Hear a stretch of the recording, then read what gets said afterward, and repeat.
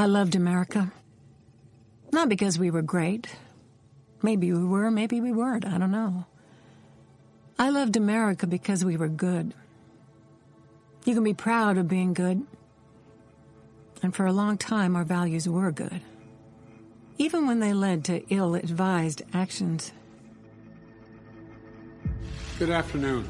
This is Joe Biden, America's 46th president, addressing the nation in August 2021. I want to speak today to the unfolding situation in Afghanistan. In case anyone's already forgotten, the unfolding situation was a chaotic mess. In the scramble to escape. Reports say several people died at the airport in the main. But I want to remind everyone how we got here.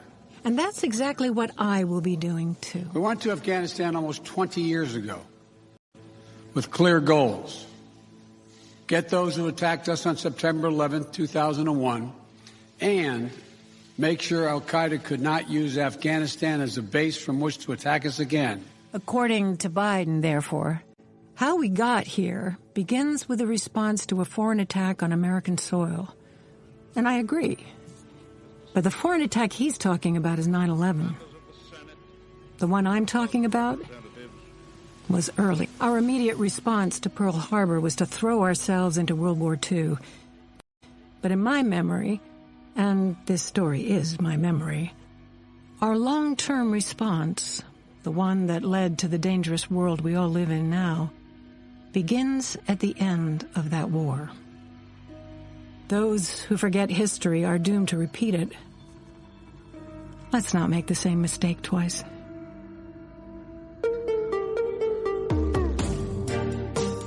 I'm Eloise Page, and you're listening to Central Intelligence, my life inside the CIA. War comes. Is this country really ready? It is not. Episode 1. Get those who attacked us on September 11th, 2001. Peace and stability cannot prevail. The Russian blockade brought darkness to the city. To reinforce the rule of law. Another one just hit the building. Wow. How we got here.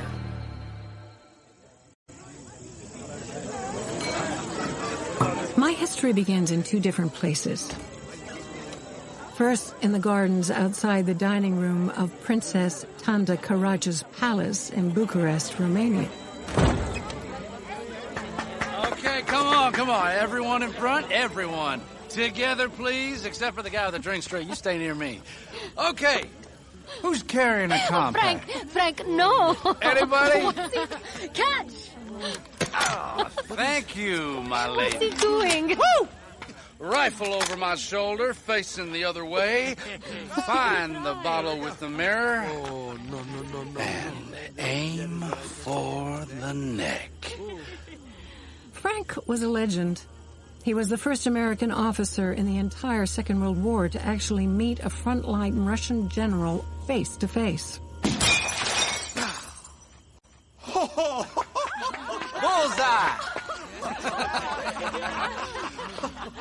How about that? Ladies and gentlemen, I give you Lieutenant Frank Wisner from the American Military Mission. Come on, buddy. Give me a drink. I hit that. Square in the eye. Thank you. Thank you all. Not the Office of Strategic Services. Imagine whatever you like, Mr. Wyszynski. Office of Strategic Services, or OSS. You want to see another trick? Come on! That was the intelligence agency of the United States, set up to coordinate espionage activities behind enemy lines. In other words, spying. Bravo! And yes, apparently something like this really happened. Call it détente, Wisner style. At the same time, driving through the deserted streets of Berlin, we had Lieutenant Richard Helms. The entrance is just there. Erna Flegel, the Führer's last nurse. Where those Russian soldiers are.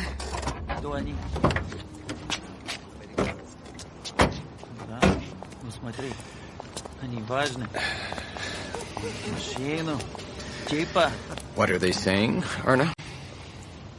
They're saying you must be important to have your own jeep, Lieutenant Helms. Okay, so let's act important. No one's sure where the Russian quarter ends and the American quarter begins, anyway. And we're all on the same side at the moment. Correct, Tom. Tom Polgar, Hungarian-born, 7 languages, got trapped in America when war broke out. Now one of ours. Morning, comrades. We have orders from General Eisenhower to look around. Eisenhower? Just nod. Keep walking. They don't care. They can see we're American. This way. Thank you, gentlemen. Ah, thank you.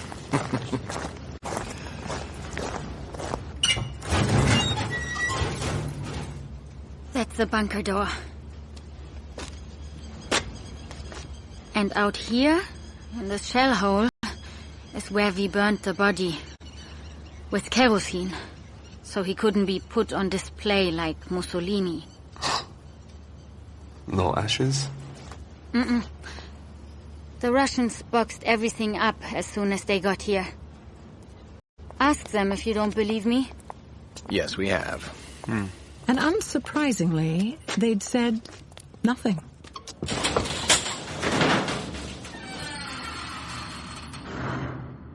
Despite carrying Hitler's charred skull back to Moscow like an Olympic medal, the Russians decided they would never even confirm his death. Because they never shared anything they didn't have to. At least not with us. Not with Richard in Berlin, or Frank in Bucharest. If you will, excuse me. First Deputy Wyszynski.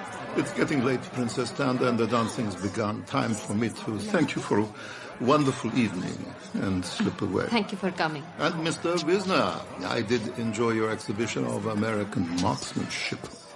Just a bit of fun. At least we can all now have some fun. Now we've defeated the Nazis together.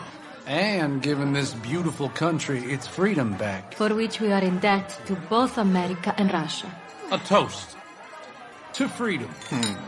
Let's hope freedom doesn't become a safe harbor where fascism regathers strength.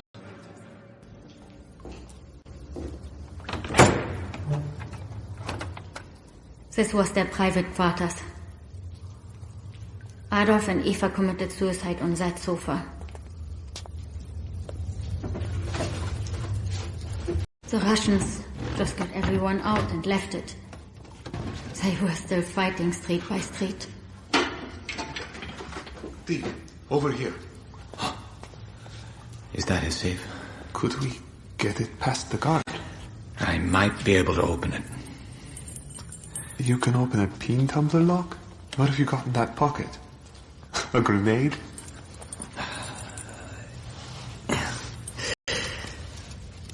Yeah. There we go. Oh, okay.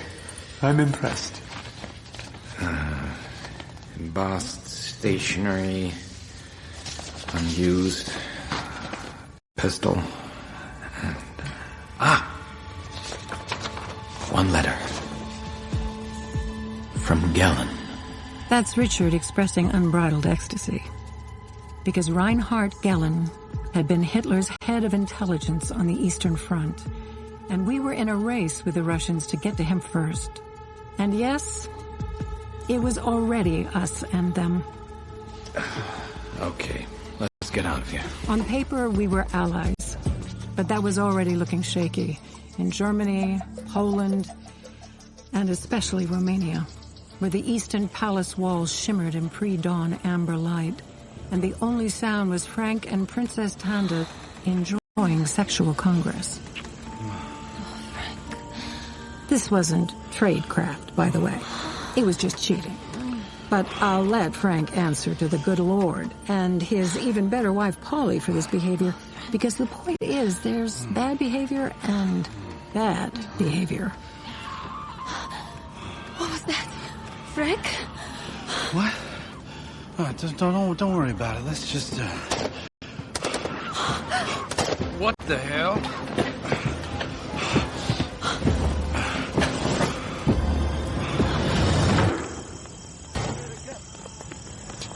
This is crazy. What's going on? Princess Tanda. Nadia. Cosa sta succedendo? Who is this? Nadia, head of the kitchen. Vieni con me, dimmi cosa sta succedendo. Cosa? Perché? What's happening? The Russians took her husband. Because his mother was German. Where? What do you mean? I don't know. The railway station. They're taking everyone with German heritage. Get a car. Hey, someone, get us a car!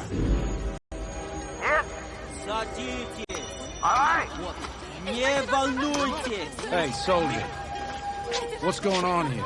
American. No good here. You go. This Russia business. No, you leave these people alone. Stop. All of you, stop this. You have no right. You go, Mr. America. No. Hey, Bozo, stop. You go, Mr. America. You get that out of my face, you goddamn commie. Don't argue with him. What are you gonna do with them? Do what he says. Where are you taking them? What are you gonna do with them?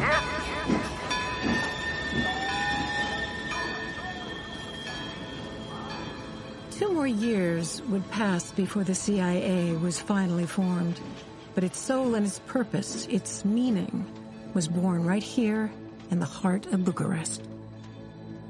And the Russians followed up this brutal oppression by simply ordering King Michael to replace Premier Radescu with their stooge, Petru Groza. Given his options were compliance or death, the king complied. And what was America's courageous response to this first communist coup?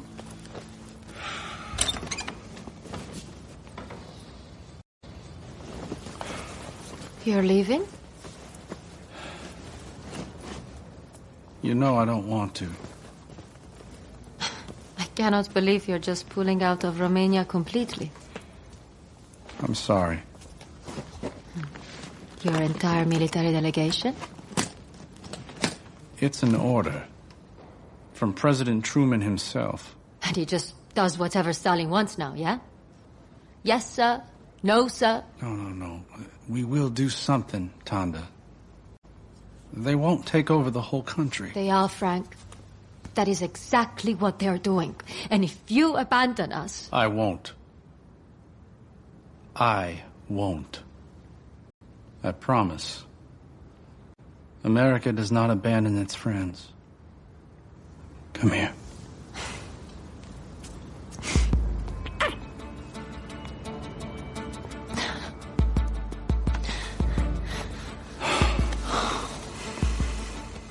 Unfortunately, as the new French leader Charles de Gaulle would soon observe, America doesn't have friends, only interests.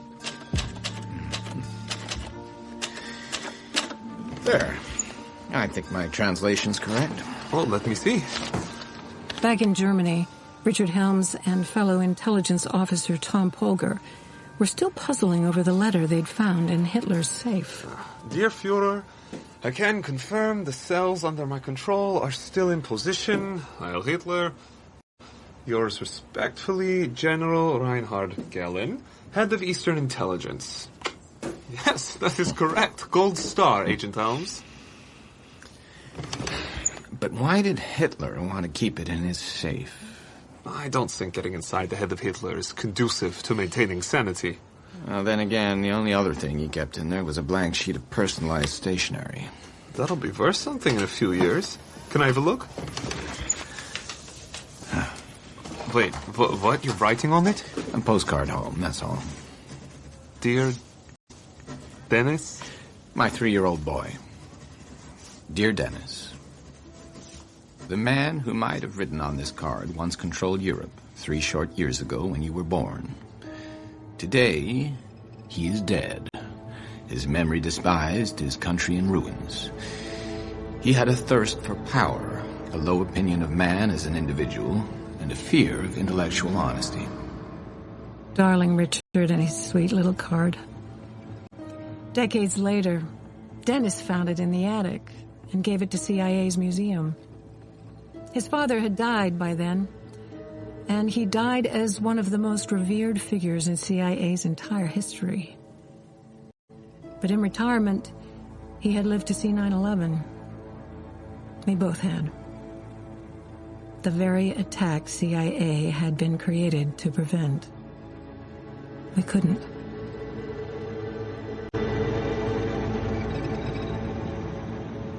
So what on earth had we done for 55 years? Morning, Corporal. Morning, Lieutenant. Papers?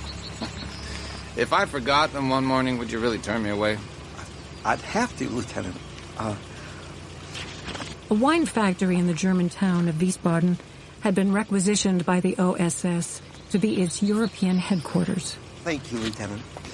Oh, has Mr. Dulles arrived yet? Yes, sir. About 5 minutes ago. After he picked up Mr. Frank Wisner from the airport. Just through the gates and to the right. Thank you.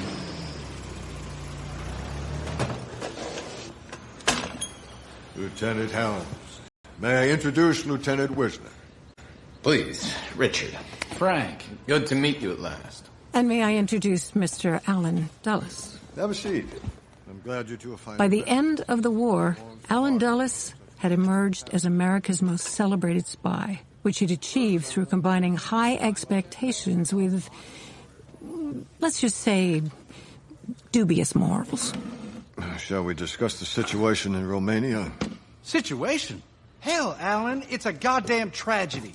The Russians are trashing the place, and what have you done about it? Cable Washington and put it on the agenda. They cannot abandon democracy. Thank you, Frank. We did. But our priorities are confirming Hitler's death, finding Reinhard Gehlen, and getting Werner von Braun to America. The boss of the German rocket program? What the hell are we gonna do with him?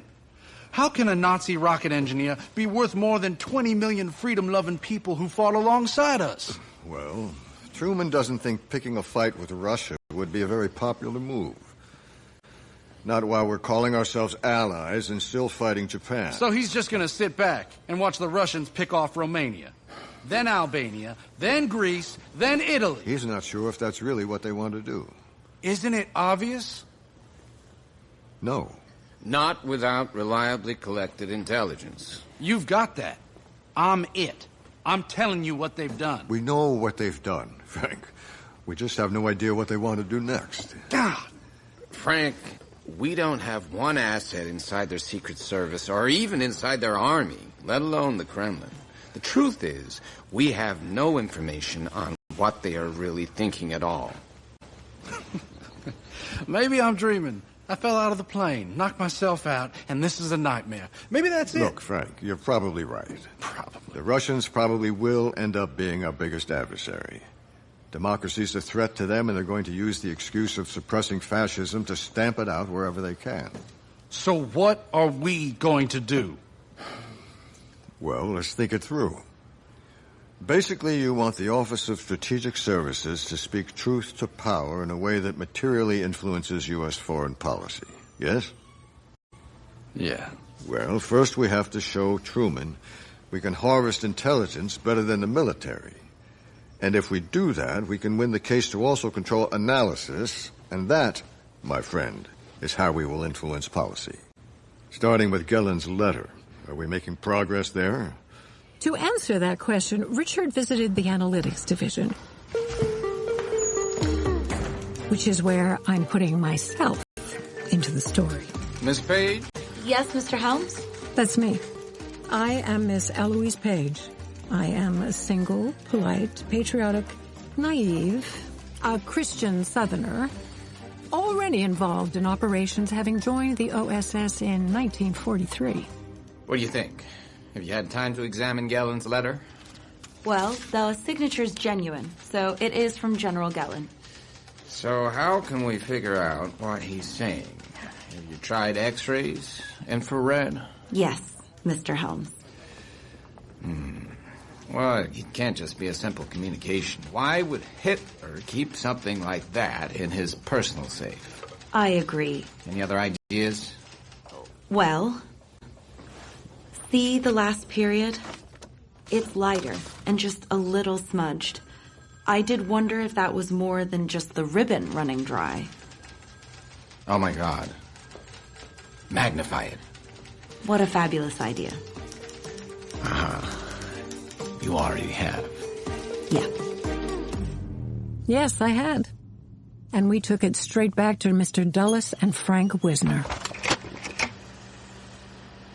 This is extraordinary. How much text does it hold? 8 pages. Wow. And they shrunk it all down to the size of a period? No one ever said the devil wasn't clever. Essentially, it was a list of the names of over 200 anti-Soviet individuals the Gehlen Group recruited throughout Eastern Europe. Sleeper cells, just sitting there. Now lying dormant. But we could activate these people? If we could reach them. And the Russians have no idea who these people are. Not as far as we know. Fellas, boom! We've got gold here. There's 1 million Polish refugees on our side of Europe. We've just got to find the right ones, train them up, drop them into commie country with that list of names, and boom! Peasant uprising. Popular revolt. We win. Save the world. Commies are screwed. They can't beat the whole Red Army. Who knows? With the right training and enough public support, don't limit your imagination, Alan. Or, on the other hand, we could exploit these names to show Truman what we can do with valuable intelligence. Exploit? Let the Russians know we do, in fact, have a list of Gehlen's recruits in our possession, which, of course, they'd kill for. Or give us something valuable in return. You'd give up the only spies we've got behind Eastern Europe? Not all. We'd call it Gehlen's complete list, but maybe make it 30 or 40. This is insane. We'd still be signing all their death warrants. We'd be showing Truman how creative we are. And so it's a pawn sacrifice. Mm-hmm. Yes. Yes, you could call it that. Fair enough. Delighted with his latest plan, Mr. Dulles, true to form, went dancing that night with a woman who wasn't his wife. She was actually the daughter of a famous Italian conductor, but, well, not that it matters. His wife was in Geneva, fully aware of who her husband was with and what he was doing, and exacting her revenge with a shopping trip to Cartier. While Frank and Richard were left to sort out the details. So how do we make contact with the NKGB? Can't just call them, can we? No, but I could go via Antoine Guerini. He's a vicious little Corsican in the French resistance who used to sell information to both us and the Russians. I'm sure he'd meet me if I picked a good cafe. In the end, it needed a very good cafe. Non, ça suffit. Allez. But Richard was right about Antoine Guerini. He was one of the very few people both sides were actually talking to. Sorry, you were saying, Mr. Adams. Obviously, I cannot disclose how we acquired this information, Antoine. Of course not. You found Gehlen, right? But in the interests of preventing any homegrown dissidents causing trouble for our Russian allies.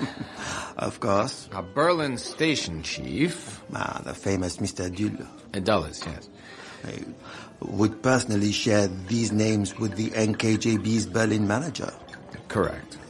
In exchange for... To be discussed at the meeting. This claret came from Hermann Göring's cellar.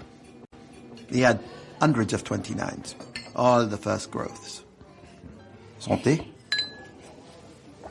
And it is beautiful, much appreciated. A long way from the Sancerre Rouge we used to watch down in Marseille, huh? Spoils of victory. Bon.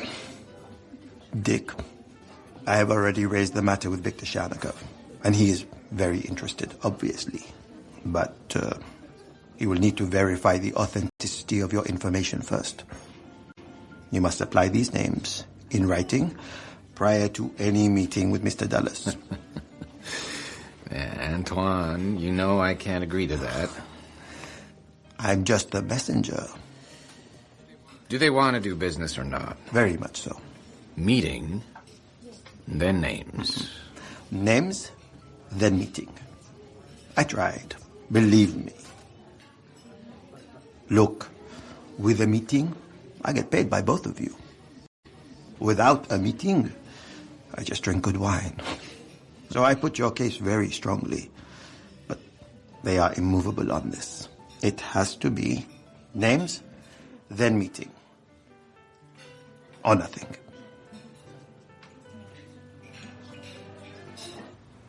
Have you told Truman? I had to. And? No reply so far. But given we've come up empty-handed, I know what the Pentagon will be saying. Goddamn commies! Shit! So much for placing our trust in your ruthless Corsican gangster. I'm sorry, Alan, but if he couldn't talk him around, none of us could. Yes. Come in. Mr. Dulles? What? A telegram from Washington. Sure. And Mr. Wisner? Yes? Please refrain from swearing in this building. It is highly offensive and exceedingly rude.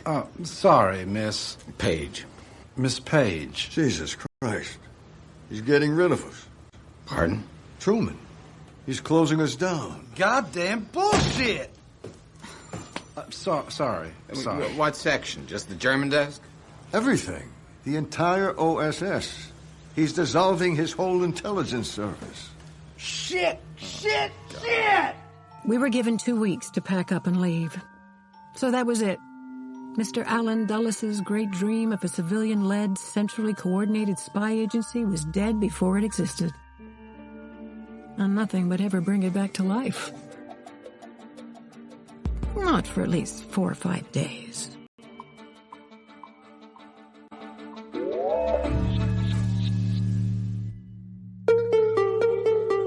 In Central Intelligence, Episode 1, Eloise Page is played by Kim Cattrall, Alan Dulles by Ed Harris, Richard Helms, Johnny Flynn, Frank Wisner, Jeffrey Arend, Princess Tanda, Isabel Nafar, Antoine Guarini, Wallace Hammond, and young Eloise Page, played by me, Elena Delia. Original music is by Sasha Putnam. Central Intelligence is written by Greg Haddrick, produced by Emma Hearn, and directed by John Scott Dryden. A Goldhawk production for BBC Radio 4. So my president is interested to know, Mr. General Secretary, how far you intend to go in Europe.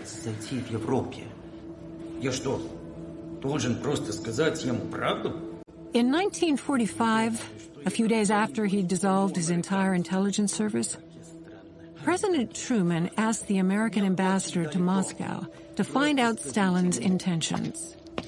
What did he say? He says, Yes. Not much further. That's all? That's all he said? You're listening to Central Intelligence. I'm Eloise Page, and this is the story of my time inside the CIA. Episode 2. The Russian blockade brought darkness to the city. Peace and stability cannot prevail. General, if war comes, is this country really ready? It is not. We're suddenly and deliberately attacked. How we got here? Not much further. What the hell does that mean? A very good question. Well, Mr. President... No, seriously. What does it mean? Can we live with it or not? Hungary, Austria, Finland, we can't have him taking over Europe. Realizing somewhat begrudgingly he might need some sort of intelligence service after all, President Truman quickly created a new unit called the Central Intelligence Group, or CIG as it was known, and put a general called Hoyt Vandenberg in charge. Which is why those of us still left in Germany, Richard Helms, Frank Wisner, and myself, were frantically looking for Reinhard Gehlen, the former Nazi head of intelligence on the Eastern Front, and getting nowhere fast. Until, ironically, we were told by the Russians, of all people, that the U.S. Army had actually arrested Gehlen a few days after Germany's surrender and dumped him in a POW camp in Munich. Oops. Now, at last, we had some progress.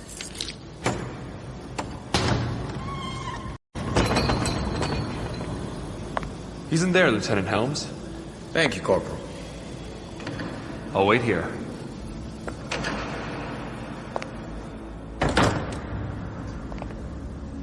General Gellin, Agent Richard Helms from the United States Central Intelligence Group. Thank the Lord. What took you so long? Yes, apologies about the mix-up. I've been telling them for months you'd want to talk to me. Yes. Unfortunately, nearly all POWs say that, so the guards didn't take anyone seriously. If they'd given us your name, of course... I told them often enough. Well, they didn't know what it meant. Our apologies. Anyway, I am here now. You do know what I can offer you. We hope you can offer us a network of spies in Soviet territory who can help us find out what Stalin's thinking. In total, I have over 400 assets in Soviet territory. And you want us to buy that network from you? No, I want to run it for you. Run it? I may be a Nazi, Mr. Helms, but I am a Nazi who has what you need. I think we both know that. Yeah? He was right, of course. But the idea of putting a former high-ranking Nazi on our payroll was too much for anyone in Washington, especially for the price Gellin was demanding. And meanwhile, in Greece, civil war broke out between the Greek Communist Party and their own royalist government. In the cafes and town squares of Thessaloniki, there is a sense of weariness, but no surprise, as news of an attack... Because Britain was supporting the royalists and funding their army, President Truman could leave that battle to the Brits. Even though it did rankle that American journalists like George Polk clearly had better intelligence than American intelligence. Which is why it was always clear to anyone here on the ground that the fuse igniting hostilities had been lit days ago. This is George Polk, reporting for CBS News.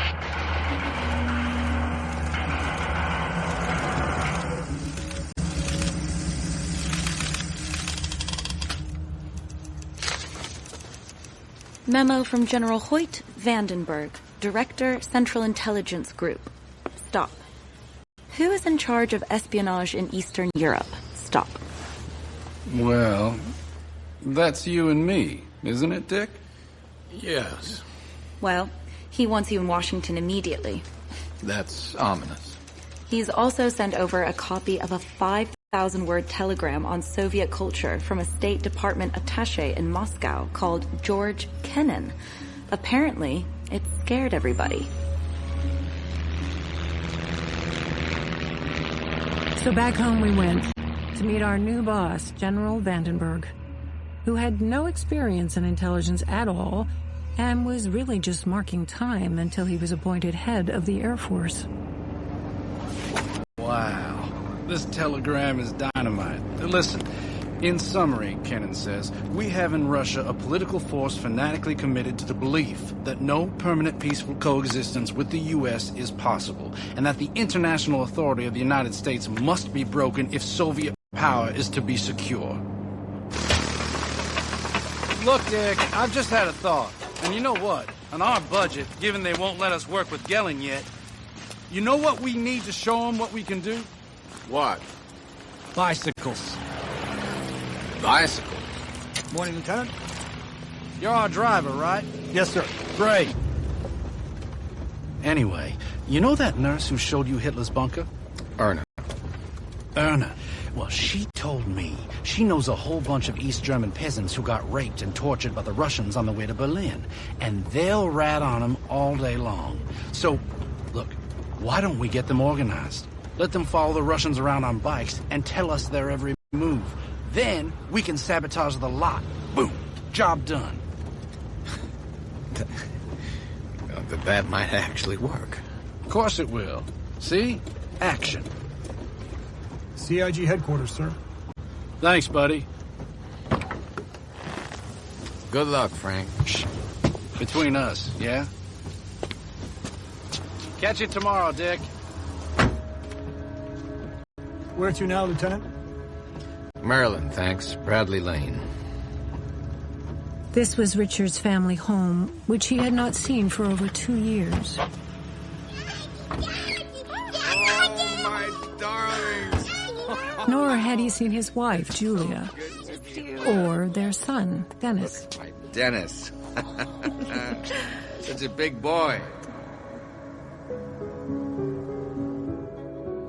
Over his favorite dinner of roast turkey and apple pie, Richard caught up with the news, met the new family cat, called Persia, then read to little Dennis as he fell asleep. When he came downstairs, he found Julia in the back room off the kitchen. Here you are.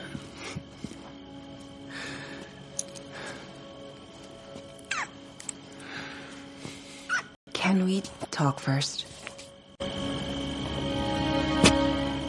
It's been nothing but letters for so long. Is this your studio now? I'd forgotten you'd taken up sculpture. Just a hobby. What do you want to talk about? You. What have you been doing since the war ended? Just working. For who? We all know Truman dissolved the OSS. That was everywhere. It was replaced by, the Central Intelligence Group. And what do they do? They work for the government. Come on. I don't need details. I just want to feel like I'm still part of your life. What I do is classified, Julia. Whether it appears harmless or not. I have a sensitive compartmented information clearance which I cannot breach. Surely we can share something. Oh, is that a photo of me next to the block of wood? Are you gonna carve a portrait of me out of it? If I can, yes. How sweet. I love you, Julia. Don't stay up too long.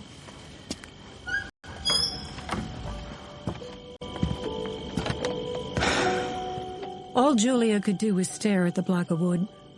Her art teacher had said she had to truly understand what she was trying to carve before she even started, its shape and its soul. Then she could begin. But even as she struggled with artistic inspiration, a 1940s wife still knew her place. In the kitchen and the bedroom. There were several reasons I never married, but I will freely admit a general lack of enthusiasm for the standard duties expected of a wife. That was one of the big ones.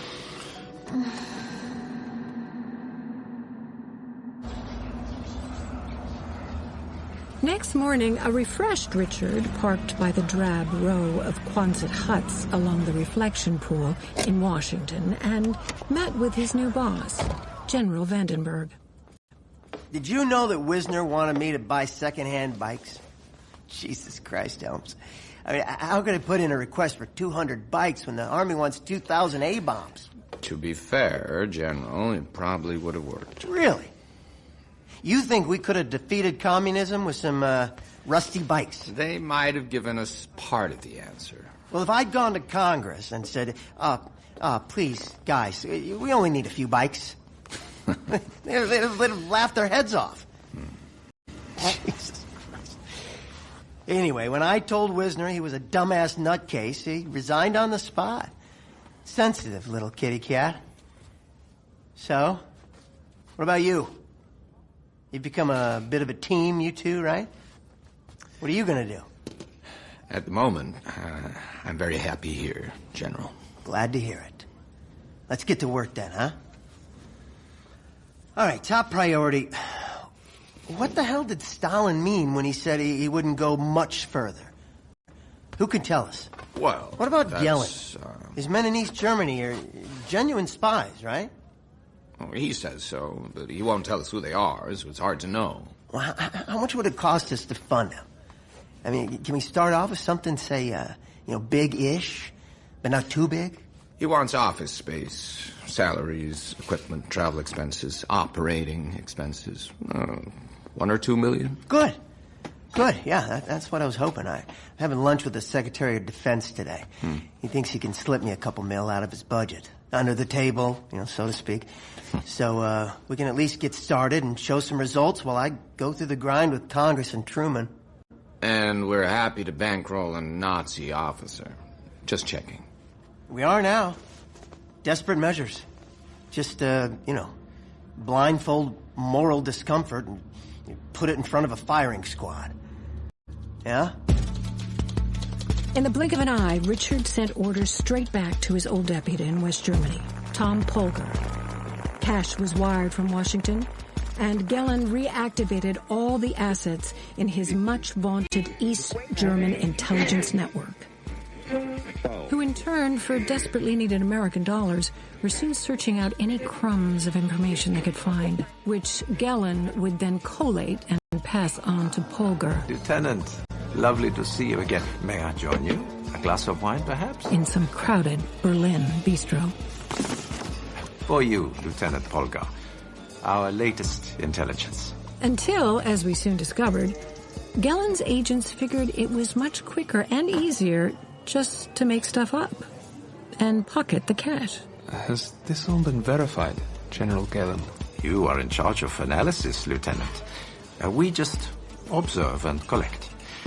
Now, payment. Richard later said trying to assess all this flood of information made him feel like an apprentice juggler trying to keep an inflated beach ball, an open milk bottle, and a loaded gun all in the air at the same time. Is there anything in all this pile of information I could tell the president with any sort of confidence, Helms? I think so. Are they funding the Greek communists or just training their army? What are they really thinking about Italy, Albania, France? I think the issue is the more intelligence we buy, the less valuable it becomes. So it's all nonsense? Not all of it. At least half, though, I'd estimate. Half? Which half? That's the problem. Without knowing who we're paying... We can trust the reports from Romania, General. I would say there's a 95% chance they're accurate. What? Why?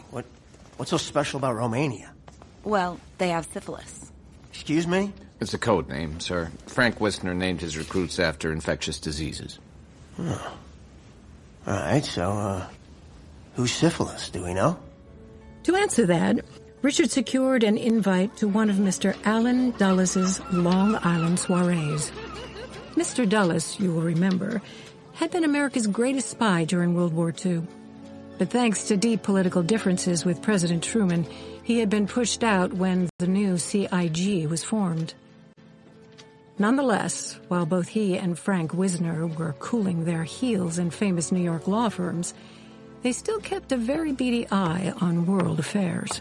I was just telling Dick Helms here about syphilis. One of my informants worked in the premier's department in Bucharest before the Russians made the king change premiers. And according to syphilis, the new premier is now only days away from banning the opposition party altogether. And if it works in Romania, it can work everywhere. This is serious, guys. Can't Truman see this? Truman just wants someone to tell him where they'll stop. But if it's working, why would they stop? What can we do covertly? Has the CIG got a plan, Dick? Nope. That ex-Nazi spy boss, Reinhard Gellin, sucked up all the spare cash we've got, Alan. We can't even afford a bicycle, let alone a plan. In fact, all we could really afford to try was a quick extraction. We sent one plane into Bucharest. The idea was to secretly pick up the leaders of the National Peasants' Party so they could set up a government in exile. But syphilis needed help to coordinate even this limited operation. And it only took one of those helpers to be a Russian informer. Just one. and the plane had to touch and go without picking up anyone.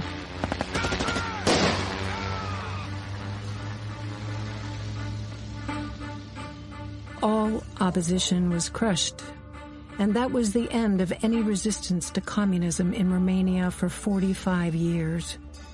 And immediately following that disaster, Washington started discovering what Stalin's not much further really meant. General Vandenberg,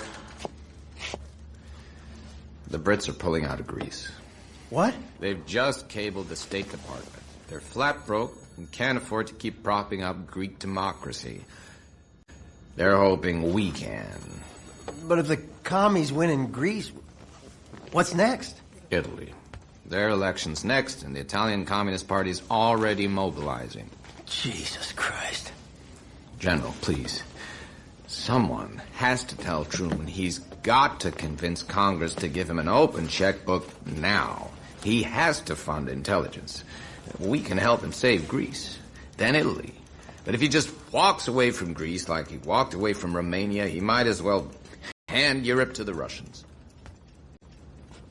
Yeah, listen, Dick. Why are we packing up? Are we moving office, or...? I know you're right. And somehow you have to make sure Truman gets what you're saying as soon as possible. But I'm out of here. Good luck, Dick. I'll see you. And just like that, he was gone. Off to be head of the Air Force.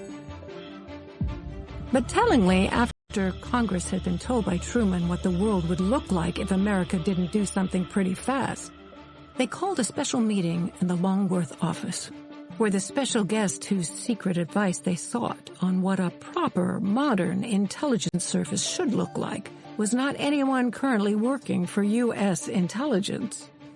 He was America's greatest spy of World War II. Mr. Dulles, the floor is yours. Gentlemen, thank you for this opportunity. May I begin by saying, as a matter of extreme urgency, to protect our freedom from the Soviet threat, we need a new, properly funded Central Intelligence Agency, coordinating all collection and analysis and with its own operational capacity separate from the military. In my opinion, the prosperity of the free world, which President Truman has finally vowed to defend, rests on the creation of this institution. It should be directed by a relatively small but elite core of men with a passion for anonymity. And in later years, even CIA's chief historian would say nothing better described Richard Helms. Rest assured, gentlemen, we already have the raw material for building the greatest intelligence service in the world. All that is required for success is hard work, discriminating judgment, and common sense. And, it went unsaid, a lot of money. However that could be arranged. Above or below board. Didn't matter. Holly Wisner called. She and Frank are coming back to Washington. Frank's finally going to get his dream job, apparently. How many of us tonight? Have you heard George Polk on the radio? What? He's a journalist who reports in from Greece. I know who George Polk is. He's ruffling quite a few feathers. And you know why? Because he sounds like he cares.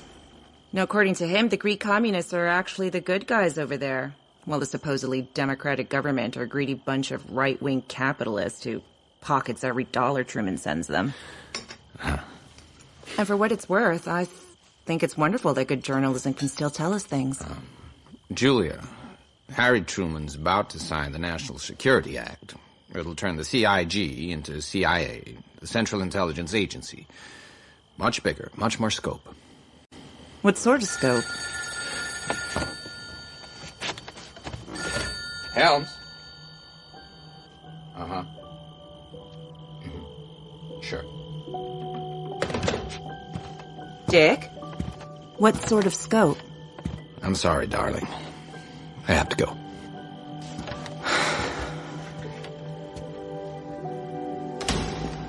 And accusations of corruption in the government. And I have identified 3 New York bank accounts recently opened by the Greek Minister for Finance.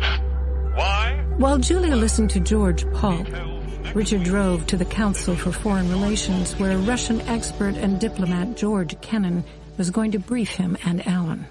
The precise wording of the act is careful and deliberate. The new CIA will be instructed, quote, to correlate, evaluate, and disseminate intelligence and perform other functions and duties related to intelligence affecting national security, end quote.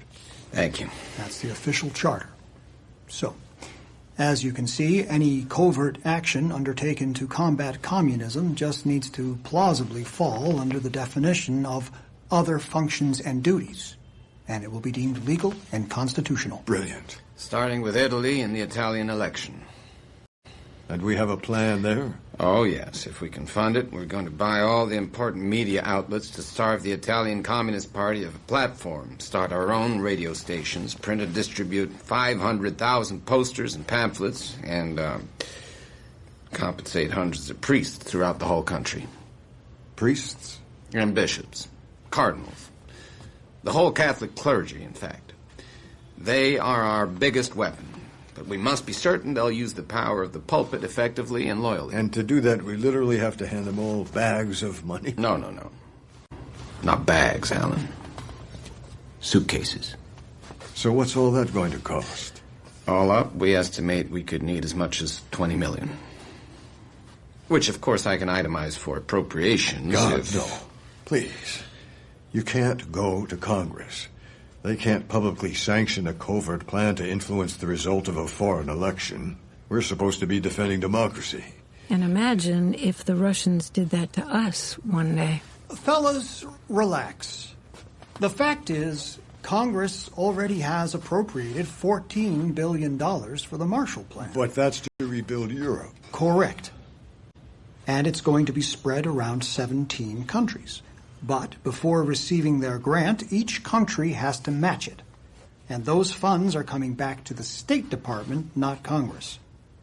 From that pot of gold, the State Department has decided CIA can take 5%. We'll just look the other way and you can put your hand in our pocket. Oh, my goodness. That'll buy you some covert action capability. You got to come back, Alan. I know. And what about this loudmouth in Greece? George Polk? He's become a real nuisance. Even my wife's starting to agree with him. Can we clip his wings somehow? I can't see why not. And that's how the first operation of the new CIA became rigging an election to preserve democracy. Oh, the irony. And while many official records on this operation are now declassified, history never has all the facts. Mr. Helms, cable from Marseille, France. Thank you, Joan. And I always wondered about that cable, and whether it might have come from Richard's old Corsican gangster buddy, Antoine Guarini. I have no evidence, and there's nothing suggests it did. Except Richard's later famous reputation for being operationally nasty. Had to start somewhere. And I often imagine myself in his wife Julia's shoes. At home, sick of ironing, while she listens to the radio. And in breaking news, we sadly have to report the death of CBS journalist George Polk in Greece. What?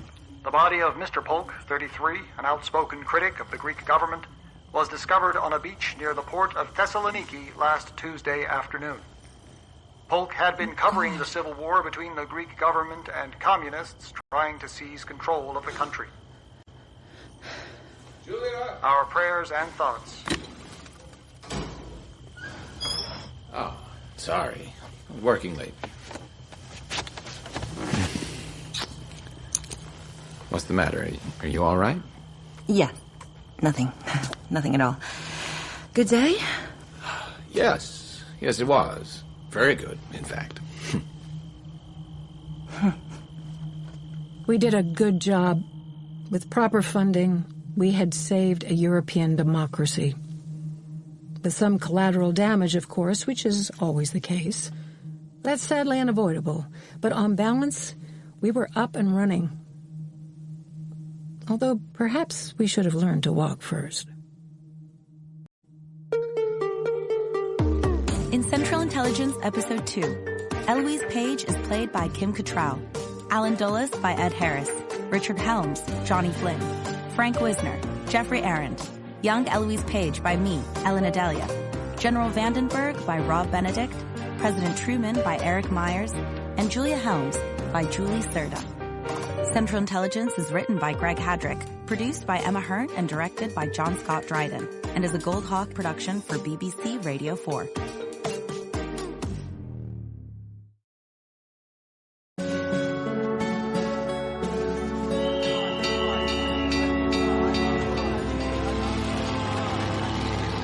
In 1948, Russia imposed a blockade on Berlin. The 100th day of Russian blockade.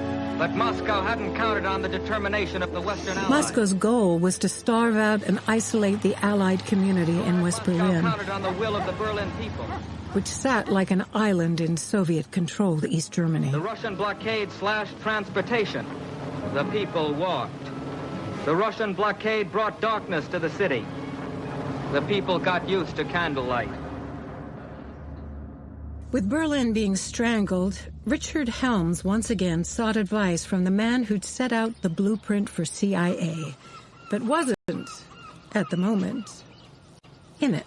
Thanks for sparing the time, Alan. Of course, Dick. Come in. My pleasure. Alan Dulles. You've been following the news? Who hasn't? It's hardly surprising. Really? Well, we were surprised. Oh, come on. No, really. We just thought if we... Have a seat. ...created a new currency backed by our banks, it'd stabilize the West German economy. Whose bright idea was that? It was Frank's, wasn't it? Yeah. The Deutschmark actually had been Frank's idea. And if I know Frank, what he really thought it would do was wreck Russia's control of East Germany by getting all the East Berliners to take up a Western-backed currency. Am I right? He was. And they had. But unfortunately, Russia didn't capitulate. Instead, a mere 3 years after the end of World War II, we were suddenly on the verge of World War III.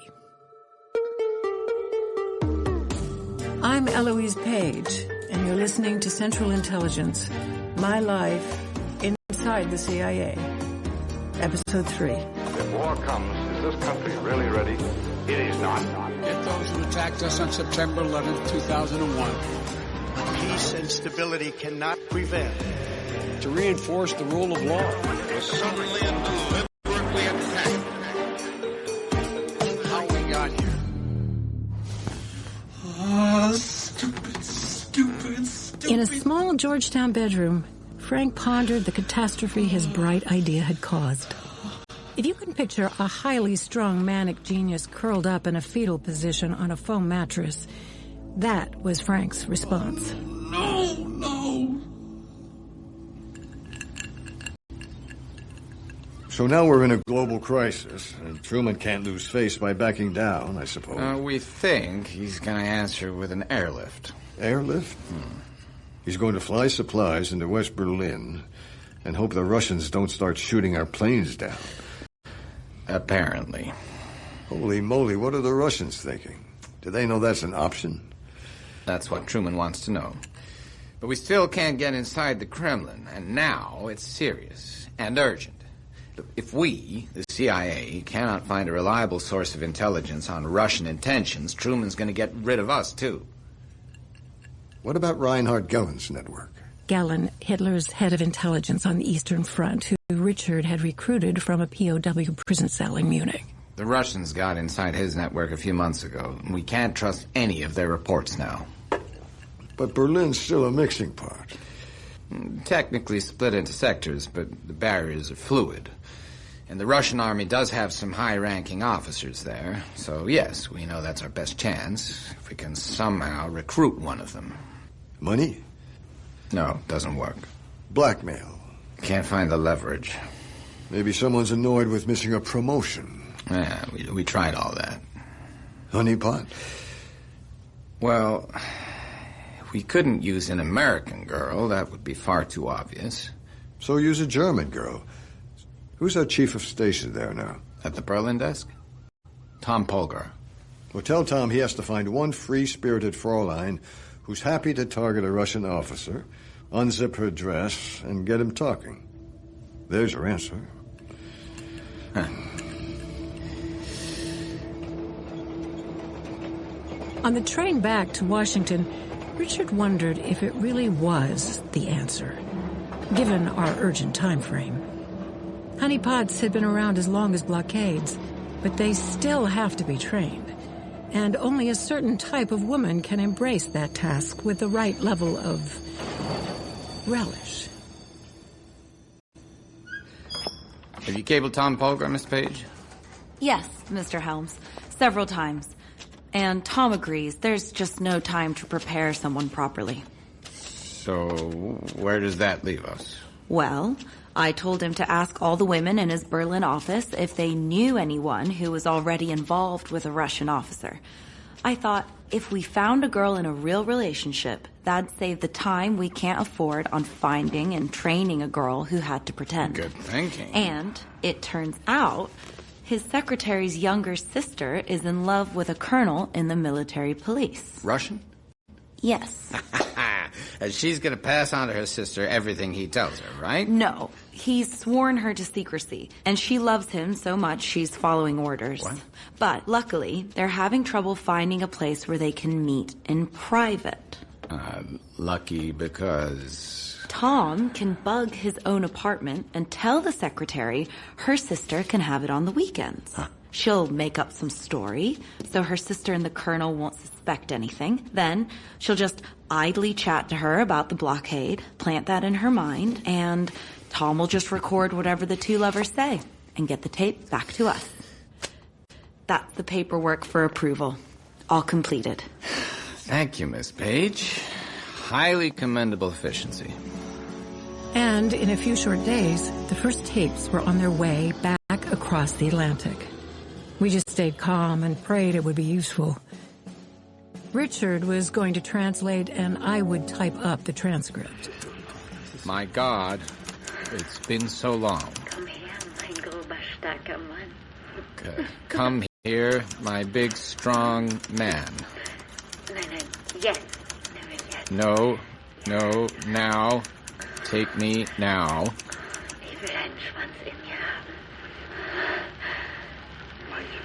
What? I want your cock inside me. You're my peach.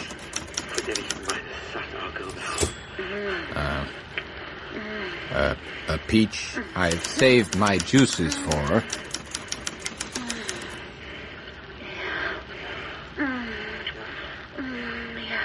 Nice weekend, Mr. Helms?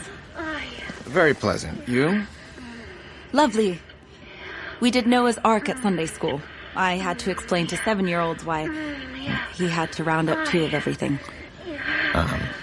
Shall we roll it forward a little? Yes, thank you.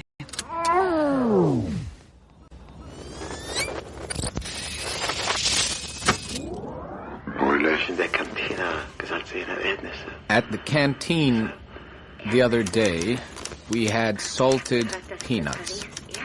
Peanuts? In Paris, I hear they eat strawberries. I would love some of those. Soon you will, my love. We will soon be together in Paris, eating French strawberries.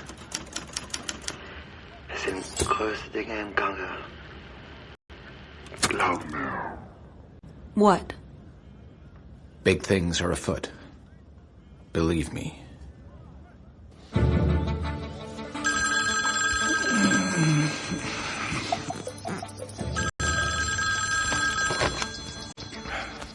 Yes?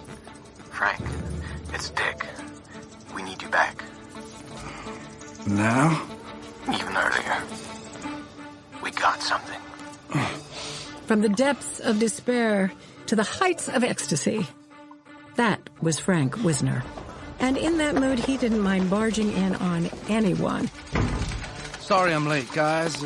Bad cold.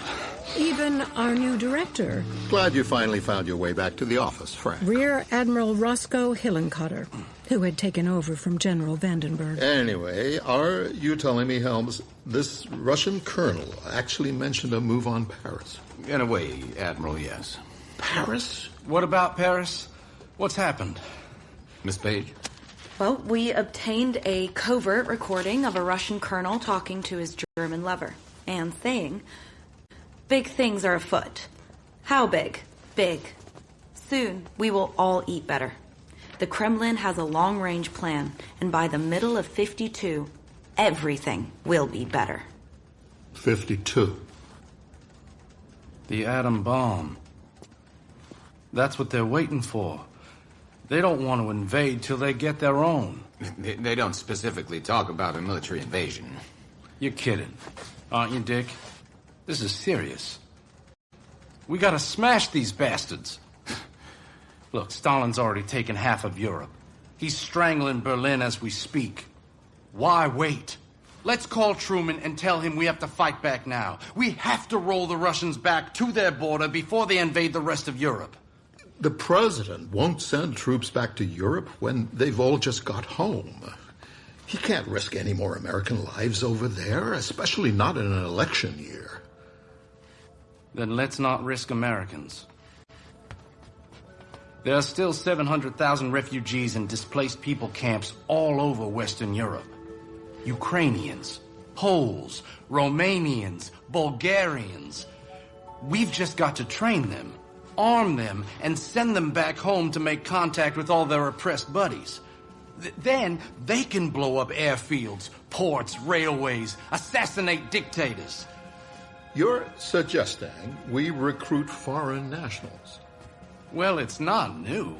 We worked with the French resistance all through the war, and the Yugoslav resistance, Polish resistance. We can do it, Hilly. What? I mean, Admiral, sorry. You're our director. Just issue the order. We'll do the rest.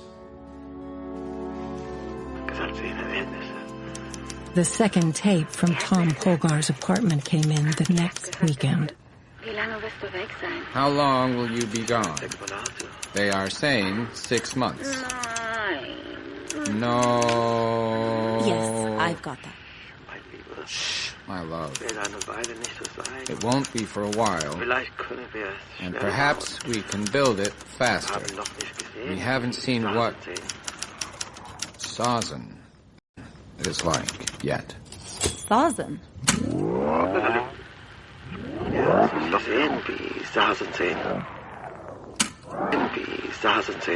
Sazan Island? What are the Russians building on Sazan Island? That's Albanian. The next few days were the fastest we'd moved since the war. We trawled back over collection reports, called MI6. They called their embassy. We called ours. What had they heard? What had been announced that seemed innocuous, but now didn't? What small piece of information could help us understand what might be going on? What is going on? Well, for the past 4 years, Albania's been aligned with Yugoslavia, not Russia. Aren't they all communist? Yes, but relations between Tirana and Belgrade have soured over the last few months. So Stalin saw a chance. He's building the Albanians a shoe factory, a sugar factory, a rail line, and, tellingly, a refinery capable of producing 100,000 tons of diesel. The entire country has only one paved road, sir. Virtually no cars, and about 80 tractors. So what are they going to do with 100,000 tons of diesel? What else chews up diesel? Oh, my God. That's it. A goddamn submarine base. In return for rescuing their economy, Albania's going to let Stalin build a base right there on Sazan Island. Soviet subs in the Mediterranean. Russian troops a minute away from Italy. Commie weapons a day from France. They're planning for 52. That's invasion day, remember? That's what this is all about. MI6 have all these Albanian exiles in their DP camps, and they want us to help get them up to speed, then send them back to overthrow the government. They just need our help. You mean our money? Of course. But at least we'll be spending it on something worthwhile. By attacking a nation we're not at war with? We are at war, Hilly. Admiral.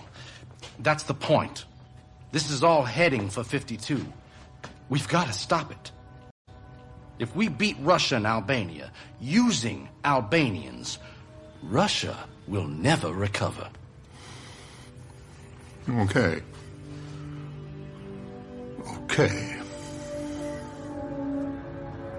Of course, Admiral Hillenkotter was one thing. Next, Frank had to get his plan past the new watchdogs at the State Department and the Pentagon. Mr. Wisner? Yep. The Joint Chiefs are expecting you. In here, please. Thank you. He strode in all fired up and ready to argue. But when State and the Pentagon suddenly realized our charter gave us the authority to run this operation, whatever they thought, and all their minutes could be subpoenaed by Congress at any time, they were too scared to get involved at all. And Frank returned to CIA in exultant triumph. Dick! Miss Page, come here. What? Close the door. What is it? We've done it. They approved it? Better. They went to Jelly and didn't want to know about it. The Office of Policy Coordination doesn't have to answer to anyone anymore. That's amazing. Congratulations. Although, being unaccountable doesn't mean we shouldn't still be as careful and circumspect as possible. Circumspect? Go to hell. Frank. Sorry, I forgot. I know, Miss Page. But don't ever call me circumspect. That's for sissies. Where's a drink? Let's have a drink. Then we've got to get to work. Our top priority now is finding someone who could take a bunch of half-starved, illiterate Albanian farmers and turn them into a crack force of elite commandos. Seriously? Yep. Anyone spring to mind? No. Do we even have any elite commandos here on staff at the moment? Actually, yes. We do. In fact, this person had one of the most impressive records in espionage anywhere. Miss Page? I believe you were asking about me. This is Virginia Hall, a pioneer secret agent in World War II. Proficient in firearms, expert with a wireless, intelligent, exacting, cautious, brave, an amputee, and a woman. Nice to see you again. And you, Virginia. Come, and I'll introduce you to Mr. Wisner. After you. Miss Hall. Correct. It says in your file you were undercover in France for 4 years? Yes, Mr. Wisner. And I was evading the Nazis throughout the whole period. Impressive. Also says you arranged the jailbreak and the safe passage to England of 12 key members of the French resistance. Undertook successful sabotage ops in the Rhone Alps. Fomented anti-Nazi opposition in Vienna. Mm-hmm. And you're on staff here at CIA. You only just realized. Well, you know it's hard to keep track of everyone. What have we had you doing? Sitting behind a desk. Because of your handicap? Well, I am an amputee with a prosthetic leg. But considering I finally escaped the Gestapo by walking 100 miles over the Pyrenees into Spain during midwinter, I rather think I'm behind a desk because of my vagina, sir.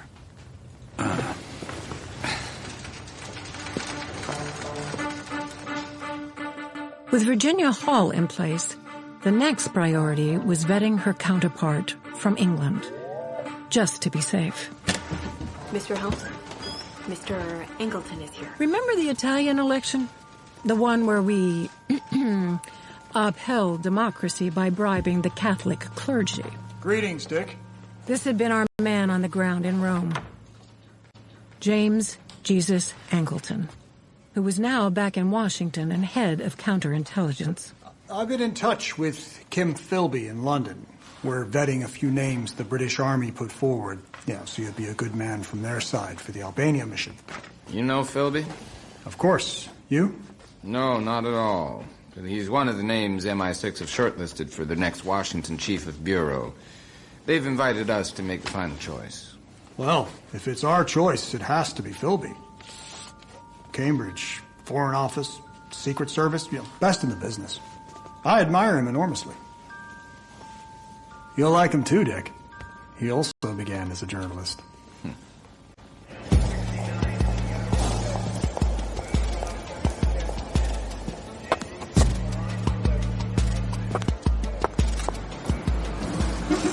Kim, over here!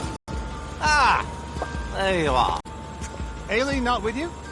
Coming later. I'm the advance party. Smoothing the way. Could murder a drink, old man.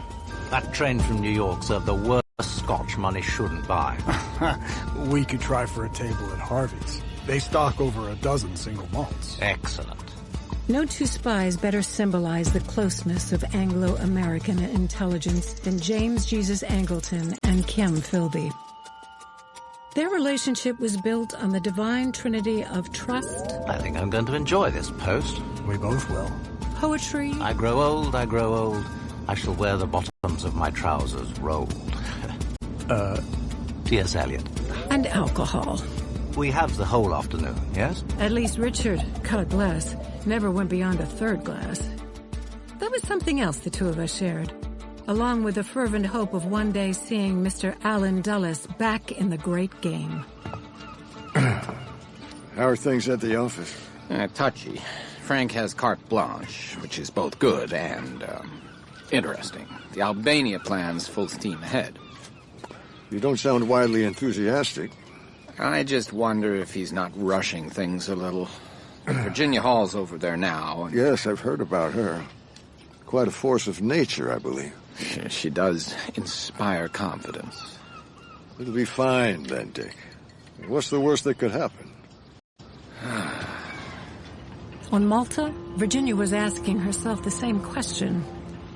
And given she'd been trying to explain how to assemble a radio to Albanian refugees who couldn't even understand English, she thought it was time for some home truths with her Philby-approved British counterpart.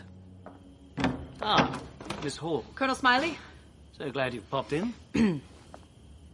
We've got our marching orders. The Pixies are off in 3 days. Pixies?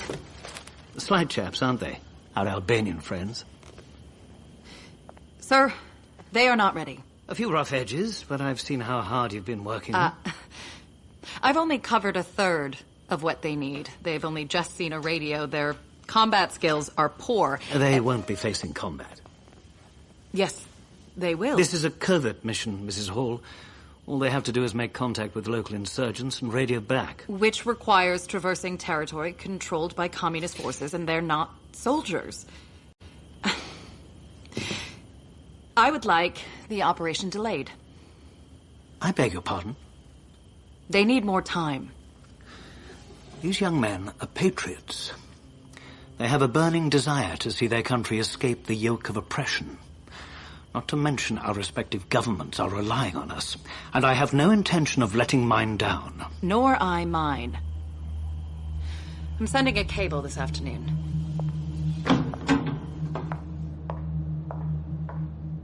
When did this arrive? Overnight.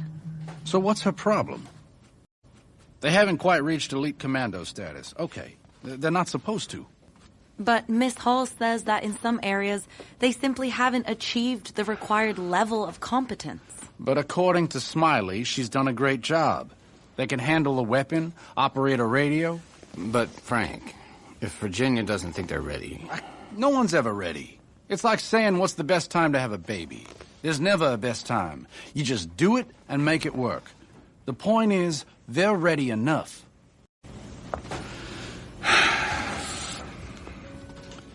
It's my operation. I'm calling it. Miss Page, can you please inform Miss Hall we cannot afford to wait? The Albanians will cope. I'm sure she's done a first-class job. It's your call. That's right, Miss Page. It is. Stymied by official orders from both countries, Virginia had no choice. At sunset, under cover of darkness, her little gang of former Albanian farmers and factory workers were bundled into a small fishing boat. Okay. Good luck, Vito. Thank you. Thank you. Good luck, Peter. Thank you. Faleminderit shumë, Sonja, Virginia. Thank you very much. It'll be fine.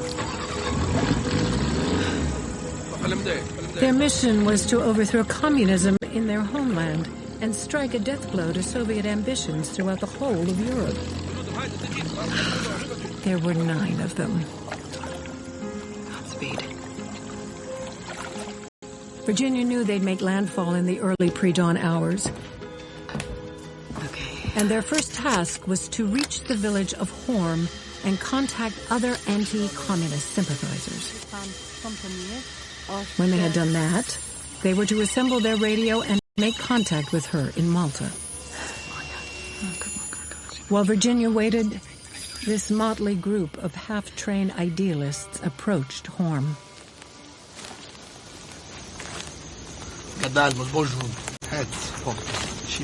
Shifane çat. Shifane. Heti. Maja armën gati. Mos të vish këtu. Hec. Po. Vite. Çfarë? Armi kanë ardhur. Armi. Eko, vrap. Çfarë thot Jure? Vrap. Po. Jo, po hik. Vrap. Hec. Vrap.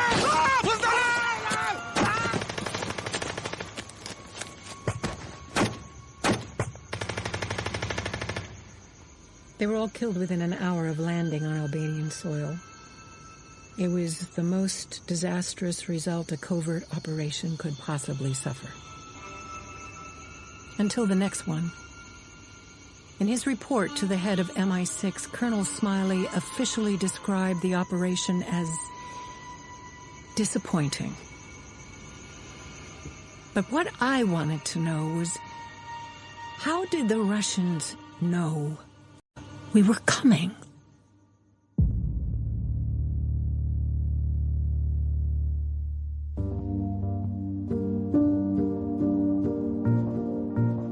In Central Intelligence Episode 3, Eloise Page is played by Kim Cattrall, Alan Dulles, Ed Harris, Richard Helms, Johnny Flynn, Frank Wisner, Jeffrey Arend, young Eloise Page by me, Ellen Adelia, Virginia Hall by Jennifer Armour, James Jesus Angleton, Philip DeMel, Kim Philby, Rufus Wright, Colonel Smiley, Wayne Forrester, and Admiral Hillencotter by Matthew Marsh.